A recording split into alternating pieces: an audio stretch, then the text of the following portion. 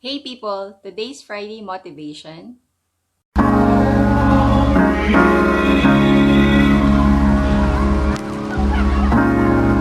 have to be your biggest fan. And when things are really tough and they're really rough and nothing's working, but there's something inside of you that says, I just have to follow that. Because you don't know who you're going to meet. Who are you when nobody's watching? Yeah, a nobody.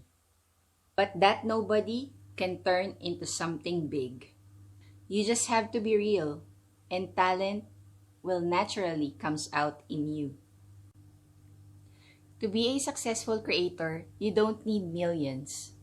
You don't need millions of dollars or millions of customers, millions of clients or millions of fans. Make a living as a craftsperson, photographer, musician, designer, author, animator, app maker, entrepreneur, or inventor, you only need 1,000 true fans. That's how it is explained by Kevin Kelly.